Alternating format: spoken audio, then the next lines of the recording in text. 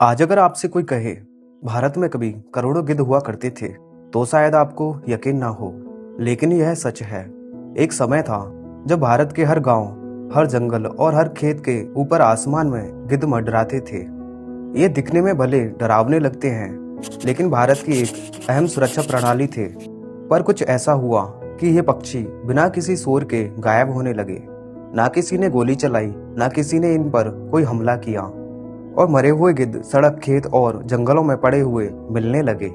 देखते ही देखते कुछ ही सालों में 99% गिद्धों की प्रजाति खत्म हो गई और फिर भारत में फैलने लगी रेबीज जैसी भयंकर बीमारियां।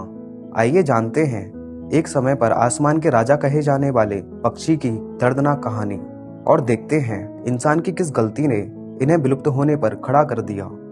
भारत में गिद्धों की कुल 9 प्रजातियां पाई जाती हैं, जिनमें से 3 प्रजातियां क्रिटिकली इंडेंजर्ड की श्रेणी में हैं।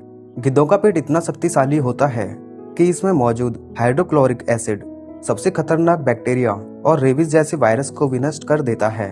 यदि गिद्ध नहीं रहे तो यह बैक्टीरिया धरती, पानी और हवा में फैल जाएंगे। पुराने भारत के गांव और कस्बों के बाहर मरे हुए जानवरों को फेंक दिया जाता था। कुछ ही देर में गिद्ध आकर उस मरे हुए सब को चट कर जाते थे। ना बदबू, ना कोई बीमारी और ना ही कोई संक्रमण। पारसी समुदाय के टावर ऑफ साइलेंस भी इसी प्राकृतिक व्यवस्था पर आज भी निर्भर हैं। वे मरे हुए इंसानों को इसी स्थान पर खुले आसमान के नीचे छोड़ देते हैं और गिद्ध जैसे पक्षी इन सबों का अपना भोजन बना लेते हैं। और यह अंतिम संस्कार की प्रक्रिया यहाँ सदियों से चली आ रही है। गिद्ध केवल पक्षी नहीं है, ये भारत की स्वास्थ्य प्रणाली का हिस्सा है। 1980 के दशक तक भारत में गिद्धों की संख्या 4 से 5 करोड़ मानी जाती थी, लेकिन 1990 के बाद वन अधिकारियों ने एक अजीब चीज नोटिस की। हर जगह गिद्ध मरे हुए मिलने लगे, घोंसले खाली हो गए, आसमान सूना हो गया।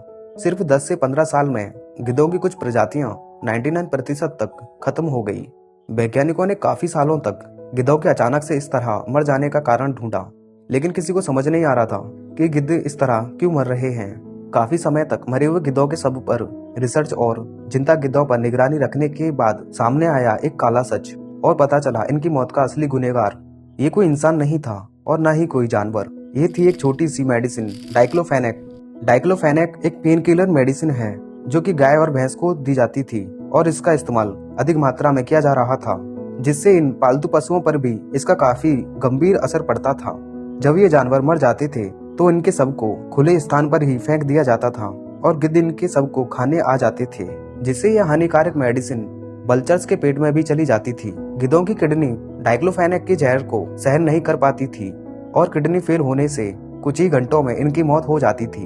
एक अनुमान के अनुसार सिर्फ 1% डाइक्लोफेनेक से प्रभावित शव गिद्धों की पूरी आबादी को खत्म करने के लिए काफी था। सन 2006 में इंडिया, नेपाल और पाकिस्तान में डाइक्लोफेनेक मेडिसिन पर बैन लगा दिया गया, लेकिन तब तक गिद्धों की आबादी पहले ही तबाह हो चुकी थी। आज भी कुछ जगहों पर यह मेडिसिन चोरी छिपे बेची और इस्तेमाल की जाती है।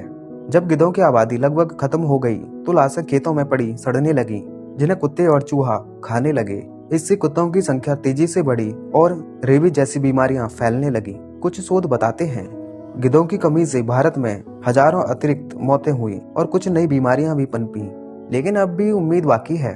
गिद्धों को बचाने के लिए भारत में पिंजौर, भोपाल और असम जैसी जगहों पर वल्चर ब्रीडिंग सेंटर बनाए गए हैं। मलॉक्सिकम जैसी सुरक्षित पशुओं के लिए पेन किलर मेडिसिन को बढ़ावा दिया गया है और वल्चर्स सेफ जोन बनाए जा रहे हैं।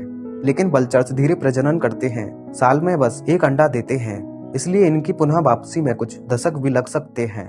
गिद्धों की कहानी सिर्फ पक्षियों की कहानी नहीं है, यह चेतावनी है कि प्रकृति से छेड़छाड़ इंसान पर भी भारी पड़ता है।